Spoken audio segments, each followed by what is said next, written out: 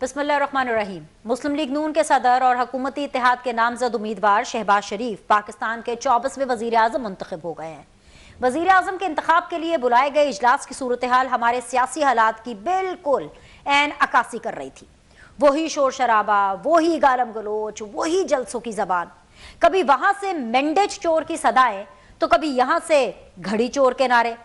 मुखालिफ सफों से मरियम के पापा चोर है गूंजने लगता तो उसको बैलेंस करने के लिए देखो देखो कौन आया का सवाल उठा दिया जाता। जवाब में कभी शेर आया सुनाई दे देता तो कभी चोर आया के नारों से ऐवान गूंज उठता। अब 201 अरकान कौमी असम्बली ने शहबाज शरीफ को वोट देकर मुंतखब किया था तो इस पर जीत की मोहर लगाने के लिए एक तकरीर तो बनती थी।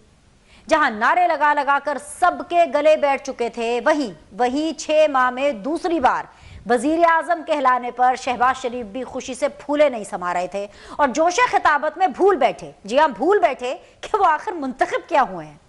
तमाम तर इत्तेहादियों का शुक्रिया अदा करने के लिए कुछ यूं मुखातिब हुए कि उन सब का मशकूर हूं जिनके वोटों की वजह से वो ऑपोजिशन लीडर मुंतखब हुए।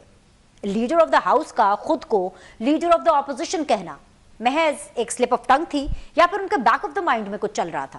खैर, इसका जवाब तो वो खुद ही दे सकते हैं। मगर एक बात बिल्कुल वाज़ेह हो गई कि अब मुल्क बिल्कुल वैसे ही चल रहा है जैसे 2 दिनों से हमारी कौमी असेंबली चल रही है। पीटीआई इलेक्शन जीत कर चौड़ हो गई है। वो पहले ही इस जोम में जी रहे थे कि उनको कोई नहीं हरा सकता।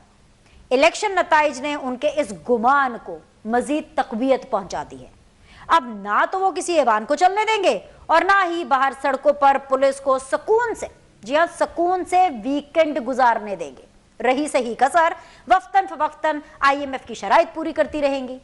चारों नाचार आईएमएफ के इशारों पर नाचती हमारी हुकूमत अपने मामलात कैसे चलाएगी? मौजूदा मखलूत हुकूमत कितने दिनों की मेहमान है? शहबाज शरीफ के वजीर आजम बनने पर चीन के अलावा और कौन कौन खुश है?